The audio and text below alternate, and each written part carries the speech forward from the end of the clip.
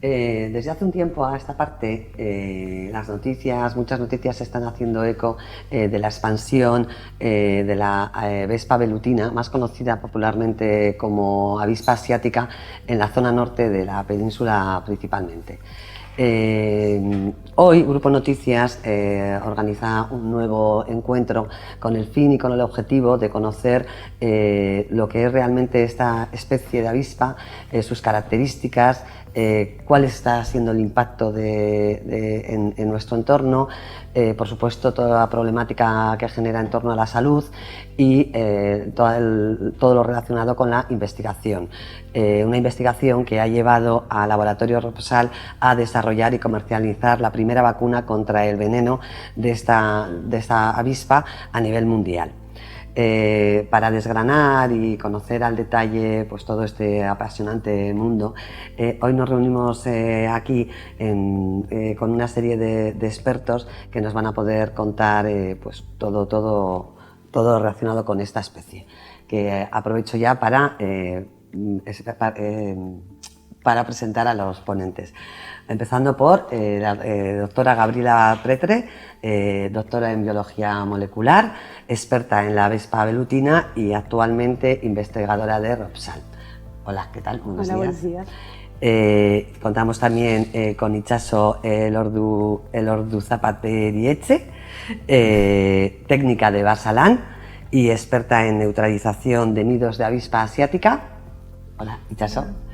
Con Ana Alonso, alergóloga del Hospital de Basurto. Hola, Ana. Buenos días. Y con Alberto Martínez Gárate, director en biología y experto con más de 30 años de experiencia en la fabricación y en el desarrollo de vacunas. Actualmente ocupas el director de I+D de Ropsal, ¿no? Sí, efectivamente. Vale. Buenos días.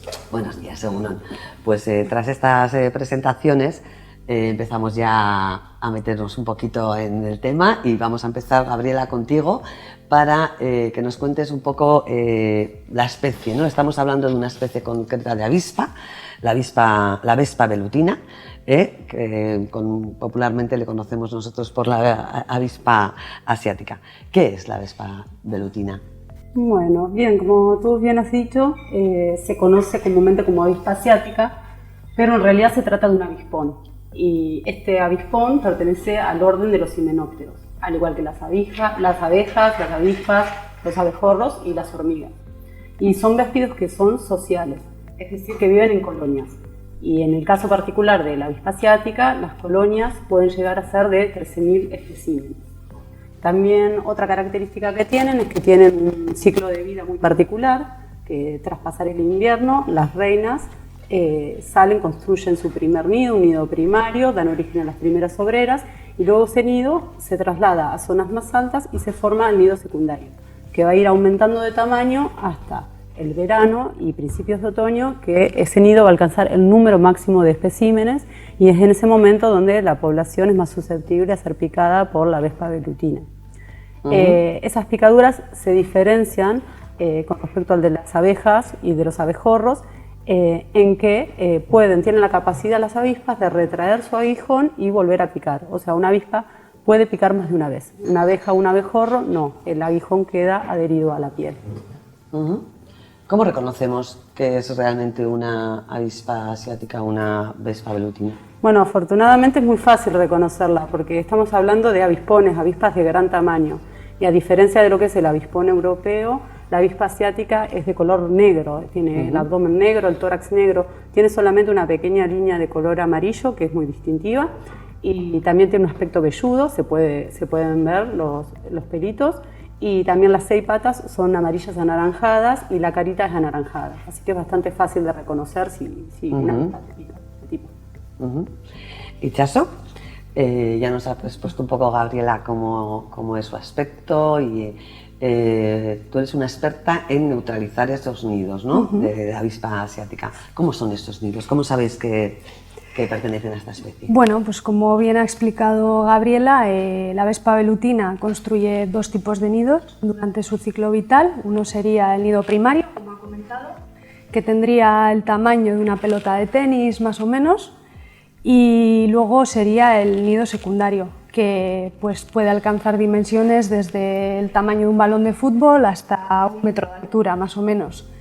El color de ambos varía entre un marrón gris, vamos a decir, y lo construyen mezclando su propia saliva con madera triturada.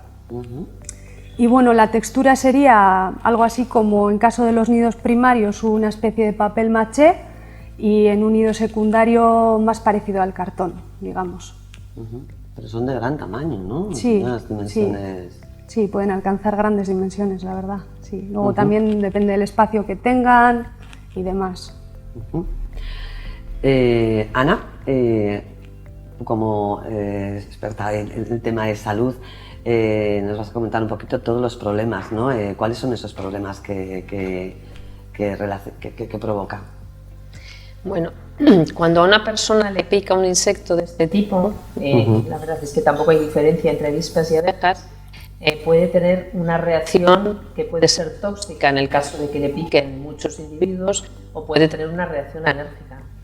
Las reacciones alérgicas, algunas son leves, son reacciones locales, más o menos extensas, que duran más o menos días, pero pueden tener también reacciones graves, reacciones de anafilaxia, que pueden comprometer la vida de la persona a la que le pica un insecto de estos. Todos los años hay 4 o 5 muertes en España por este motivo.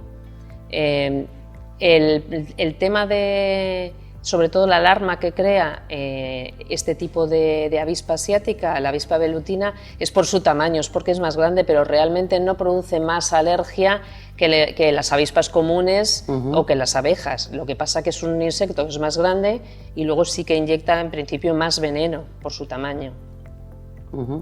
Perdona, Itxaso, antes se me ha quedado pendiente una pregunta. ¿Qué impacto está teniendo en nuestro entorno esta avispa?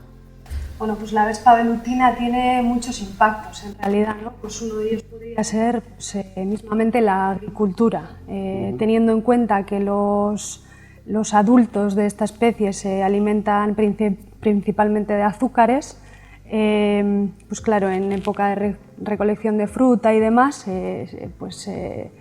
lo que hacen es morder la fruta y al final lo que hacen es echar a perder la recolección.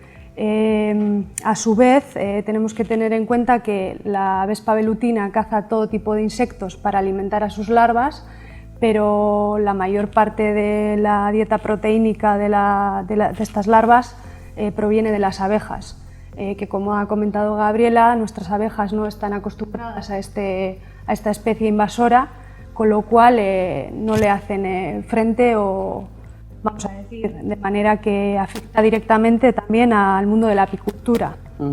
Y no nos podemos olvidar de la polinización, ¿no? Que al final son las mayores polinizadoras mundiales.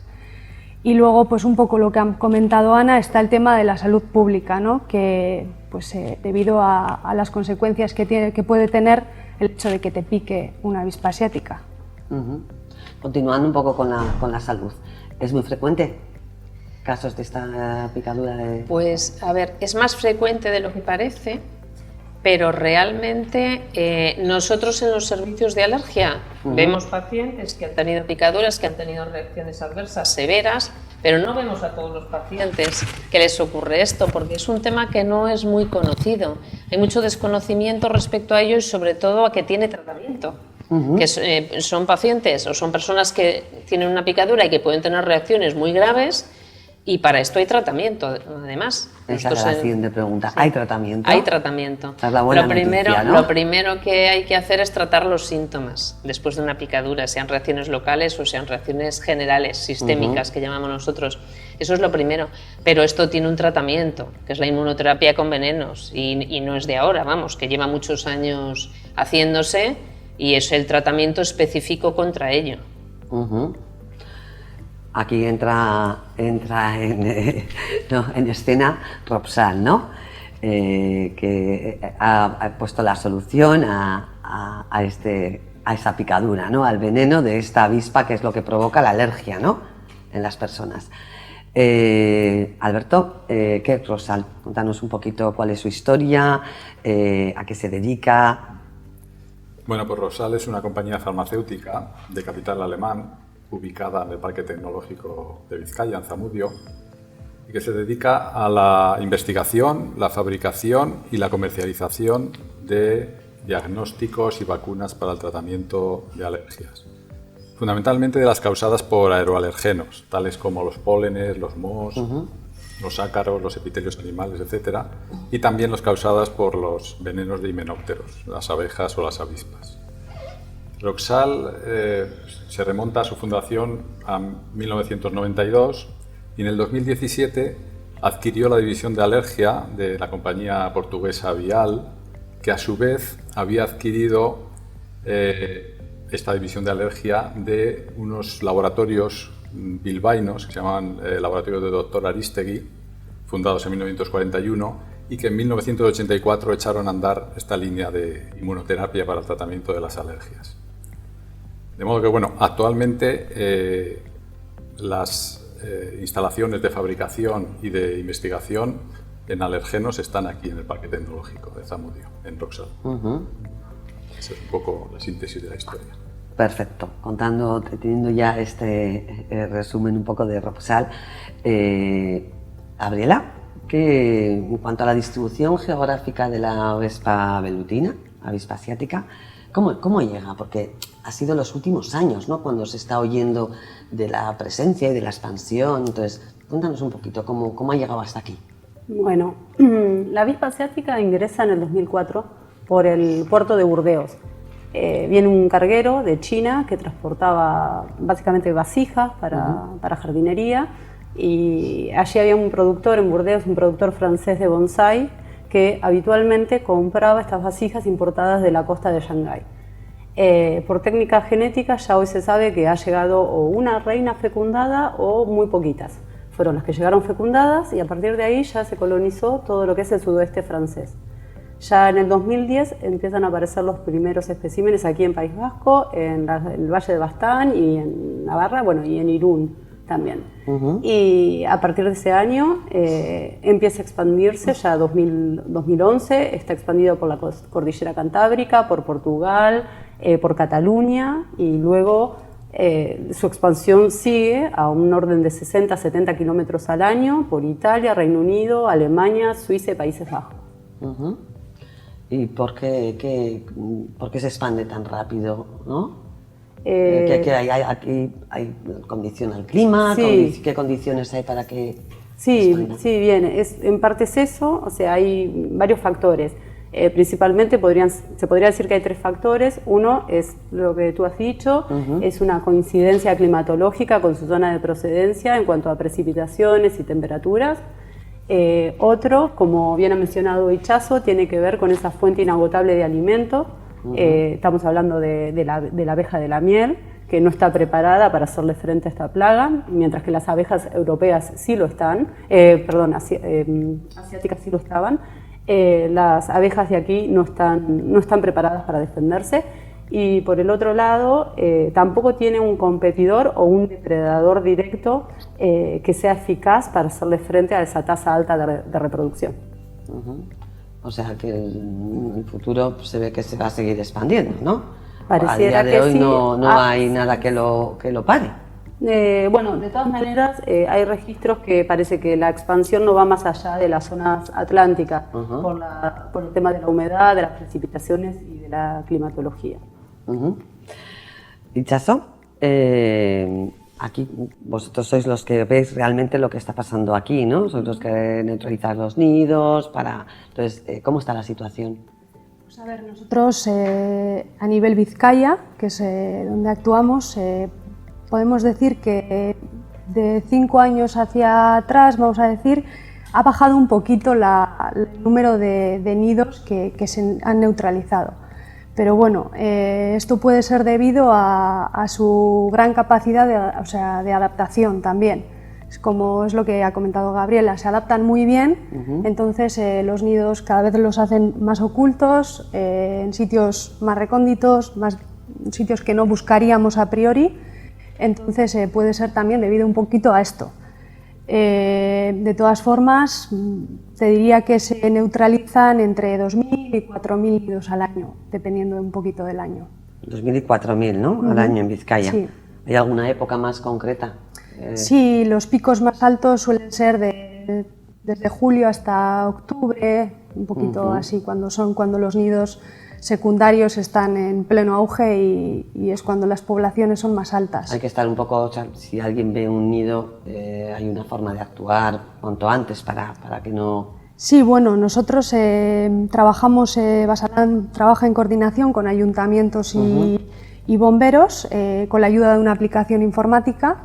Entonces, bueno, nosotros concretamente neutralizamos los nidos dependiendo un poquito de la ubicación, de la localización en la que se encuentre, pues con ayuda de pértigas, elevador, camión grúa, bueno, depende un poco lo que se necesite en cada caso, ¿no? Cada casuística es diferente. Y esa aplicación que he comentado está diseñada para poder meter ciertos datos, es decir, pues la altura a la que se encuentra el nido, el diámetro, un poco datos de contacto del informante y demás. Un poco para prepararnos a la hora de acudir, ¿no? Para saber un poquito de antemano con qué situación nos vamos a encontrar nosotros también. Luego tendría un apartado un poco de seguridad, que en casos de que hubiera un riesgo eléctrico, un riesgo por gas, por afección especial a personas, unos casos un poco así concretos, la propia aplicación derivaría esos casos a los bomberos directamente.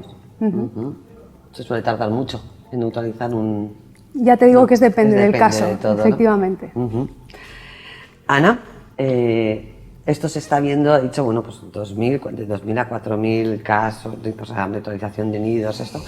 En tu caso, ¿lo veis en la consulta? ¿Tú lo ves que estos últimos años está habiendo...? Pues como os decía antes, no vemos a todos los pacientes que sufren reacciones severas con picaduras ni de avispas ni de abejas, porque al ser un tema, como os decía, que no están conocidos, no todos estos pacientes llegan a los servicios de alergia del hospital. Sí que es cierto que les ponen tratamiento, suelen llevar su adrenalina, pero yo creo que hay mucho desconocimiento de que se puede tratar esto desde el origen y que hay además que hay un tratamiento que es curativo. Entonces, realmente no llegan todos los pacientes a los servicios de alergia. Lo que pasa es que, claro, te tiene que picar picar para saber si tú tienes una reacción. Entonces, es importante que la gente conozca que esa reacción tiene que consultar a un alergólogo, ¿no? Sí, exactamente. Cuando una persona le pica un insecto de este tipo, cuando a una persona le pica un insecto de este tipo, lo normal siempre cuando tienes una picadura es tener pues, un ronchón, el típico abón de la picadura. Eso es normal. Cuando estas reacciones ya van más allá de eso, ya son reacciones locales que son muy grandes y sobre todo cuando duran varios días, hay veces que comprometen una extremidad entera.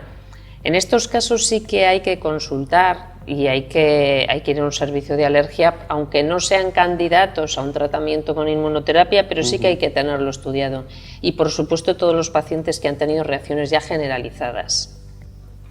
Dentro de las reacciones generalizadas las hay más leves, con síntomas solamente en la piel, cuadros de urticaria, pero hay reacciones muy graves que, como os decía, pueden comprometer la vida. Hay personas que después de una picadura, aparte de tener cuadros cutáneos, que pueden o no tenerlos, pues pueden sentir ahogo, pueden sentir mareo, perder el conocimiento, cuadros de vómitos. Entonces, eso siempre debería estudiarse porque lo normal cuando ocurre esas cosas es que sea una reacción alérgica. Y en siguientes picaduras la reacción no suele ser menor, suele ser al menos igual o más severa incluso. Entonces, cuando alguien tiene una picadura y sufre una reacción de este tipo, debería de ser remitida siempre a un servicio de alergia para hacer un estudio. Muchas veces además igual ni lo achaca esa persona a la cosa. Si dices que los síntomas son tan fuertes de vómitos, de tal, que se tengan cuenta que si ha habido una picadura detrás puede estar ahí el origen, ¿no? A ver, normalmente notan la picadura porque las picaduras suelen producir dolor. Entonces normalmente lo notan. En el caso de las abejas además dejan el aguijón. Al tener un aguijón espiculado pues se desprende la abeja y deja parte del abdomen con el aguijón. La gente que está más acostumbrada, que igual está más acostumbrada al campo, a los insectos, los reconoce mejor. Pero bueno, el dolor sí que suele ser el primer signo de que han tenido una picadura. Pero hay veces que las reacciones se desencadenan tan rápido que no les da tiempo y hay algunos que no se han dado cuenta de que les ha picado nada y luego pues se puede ver la picadura que la tienen. Pero hay veces que son tan rápidas y hay gente que incluso coge el coche, se va a un hospital y pierden el conocimiento conduciendo. O sea que es para tenerlo en cuenta de manera inmediata además. Sí, sí. Itxaso, continuando un poquito con el tema del control, de las medidas de control y la captura de los nidos, ¿no? ¿Cómo se está actuando ahora mismo? ¿Hay algún protocolo aquí para...? Sí, es lo que te he comentado un poquito. Actuamos coordinados siempre con ayuntamientos y el cuerpo de bomberos. Y entonces eso, pues una persona si ve un nido, pues lo que tiene que hacer es dar aviso a su ayuntamiento, alguacil, policía local correspondiente, y entonces se pone en marcha el protocolo, se meten en esa aplicación informática los datos necesarios y lo que hacemos es, pues o bien bomberos o bien nosotros, pues acudimos y neutralizamos el nido, y es un poquito lo que se está haciendo ahora. Eso a nivel un poco el protocolo de actuación y tal, pero por ejemplo a nivel personal, o sea, tú tienes una casa y ves, ¿no? Bueno, pues inmediatamente, pero ni tocar, ni, ¿no? Nada de ni provocar, ni nada. Ante todo, mantener la calma. O sea, ellas no te van a atacar si no se sienten amenazadas ni les hacemos nada. O sea, lo normal es que no hagan nada. Entonces, en el caso de que nos encontremos con un nido, pues no tocarlo, no acercarnos y dar aviso, llamar al ayuntamiento, a la policía local, a quien sea, y ellos ya se encargarán del resto. Probablemente vendrán, verán dónde se encuentra el nido, qué características tiene, meterán todos esos datos y esa información nos llegará a nosotros. Entonces, teniendo ya esa información, digamos, documentada, pues nosotros acudimos con lo que necesitemos en ese momento. Ya te digo que la casuística es muy variada. Y actuamos y lo que hacemos es neutralizar el nido. Bueno, la buena noticia que has comentado, creo que antes tú, Ana, es que hay tratamiento, ¿no? Hemos contado un poco la especie, lo que puede afectar a la salud, pero hay tratamiento. Tú además, un poco como miembro del Comité de Alergia y Menopteros de la Sociedad Española de Alergología e Inmunología Clínica, eres una experta en este tema y nos puedes comentar cómo es el tratamiento, si es inmediato, si hay que llevarse a cabo durante un periodo, en qué consiste. Bueno, el tratamiento son lo que vulgarmente llamamos vacunas, realmente se llama inmunoterapia. Se hace inmunoterapia con venenos, con un extracto purificado del veneno de estos insectos.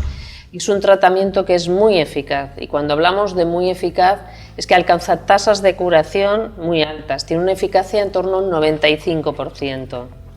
Esto quiere decir que la persona que ha tenido una anafilaxia o que ha tenido una reacción sistémica después de una picadura, tras el tratamiento no va a sufrir ninguna reacción o, en el caso de que tenga alguna reacción, será local.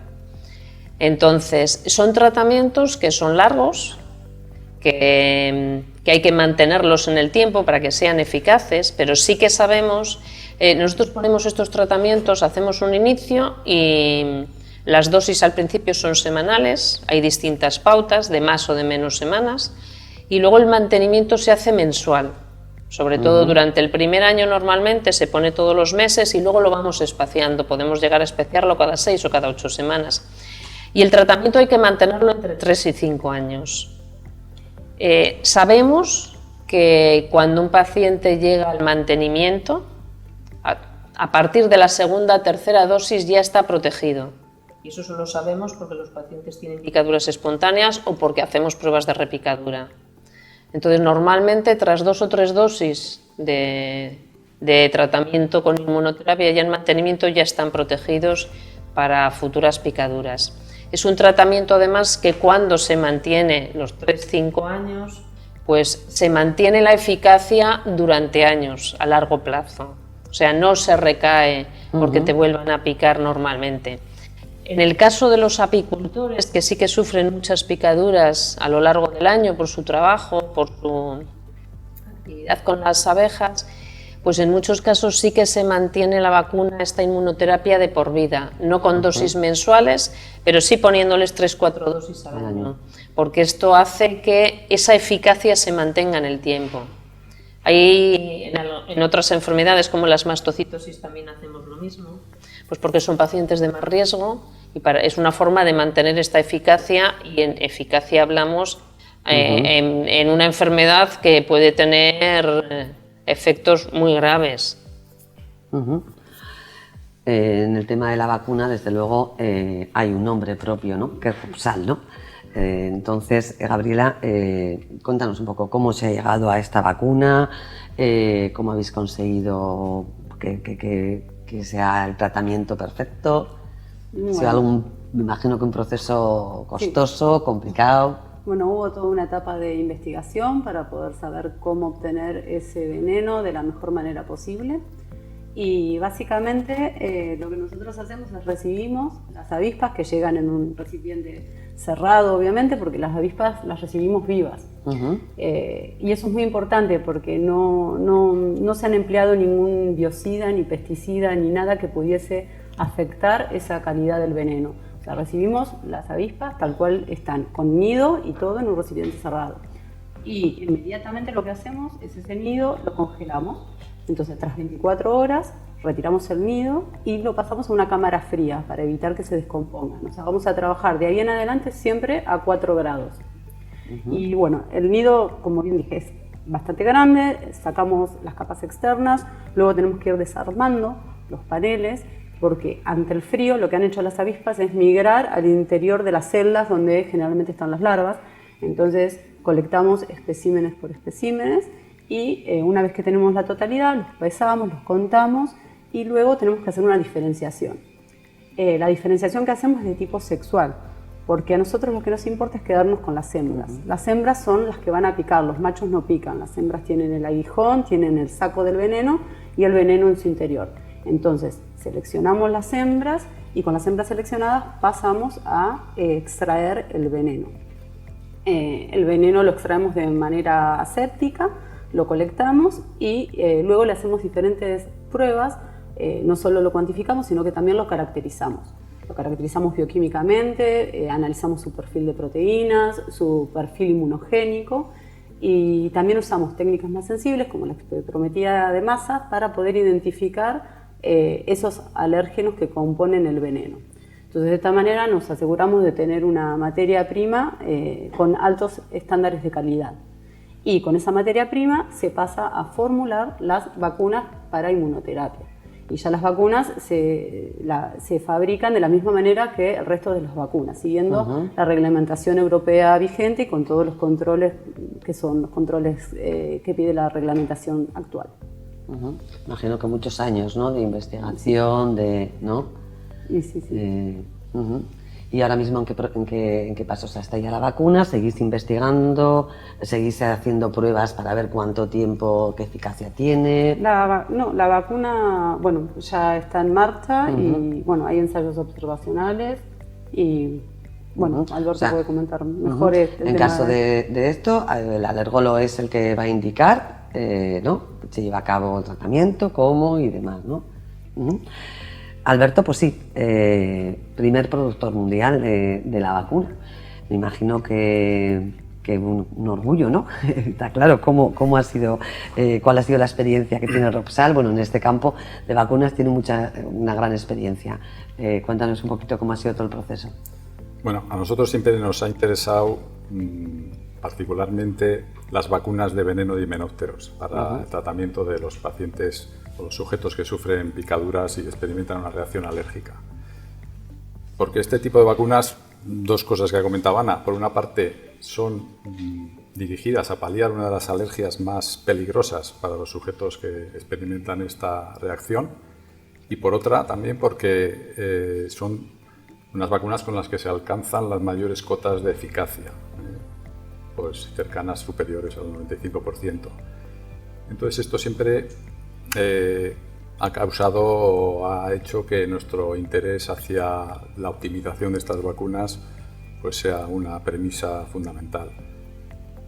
Para ello hemos conseguido aglutinar un grupo de investigadores con especialidades en esta línea de producto de diverso ámbito, de entomólogos, clínicos, investigadores básicos que puedan caracterizar los alérgenos mediante técnicas inmunoquímicas, mediante técnicas de proteómica, y con eso hemos conseguido tener un portfolio de vacunas bastante diverso para el tratamiento de alergias causadas por el veneno de distintas especies de himenópteros, fundamentalmente aquellas que están más frecuentemente representadas en nuestro ámbito, y a la que ahora se une Vespa velutina, porque es un problema sanitario que se está incrementando conforme avanza la colonización.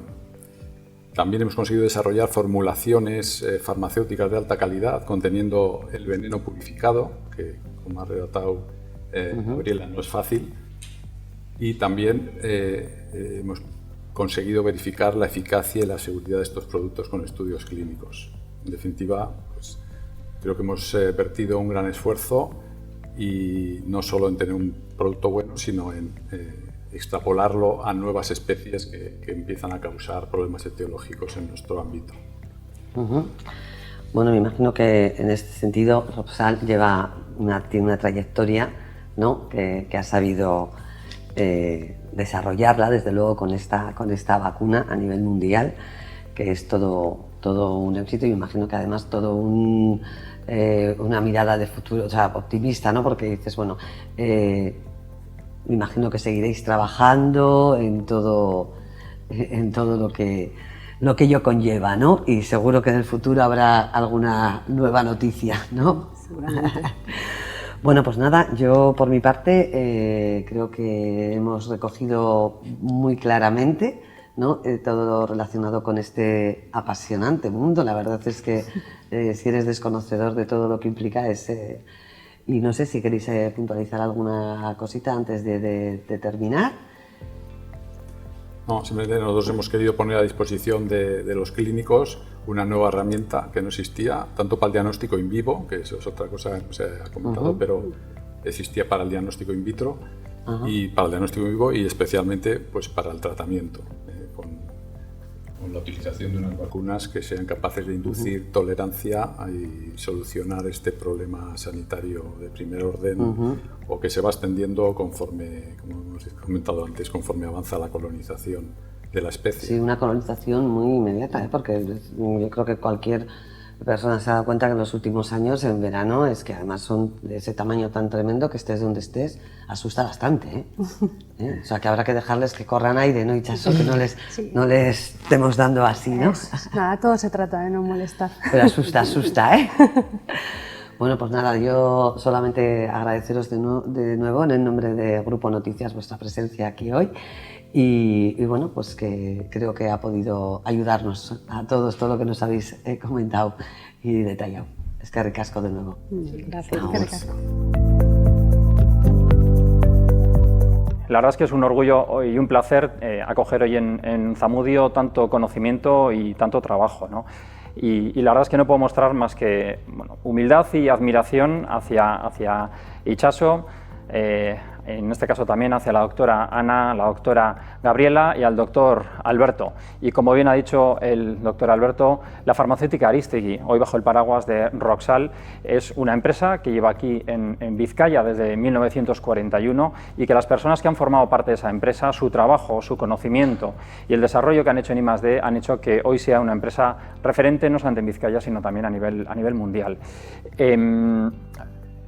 En el caso de la Vespa velutina, el Ayuntamiento lleva ya muchos años trabajando en la erradicación de esta especie, y, como no, con la colaboración de Basalan, porque esto es un trabajo de comunidad en la que tiene que participar, como bien ha quedado hoy claro, empezando desde la ciudadanía, que es quien primero nos avisa en cuanto hay un avistamiento.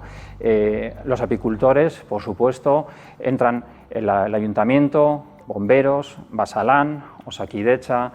Y como no, finalmente Roxal en esa labor curativa o correctiva ya final, en el momento en el que haya ya una picadura, ¿no? Y sobre todo destacar que en este caso la aportación de Roxal va más allá de Zamudio, va más allá de Vizcaya, sino que es una aportación a nivel mundial, porque estamos hablando de la única vacuna que hay contra esta picadura. Y qué más decir, que daros de verdad, sinceramente, las gracias y pediros que sigáis así y aurrera. Eskerrik asko.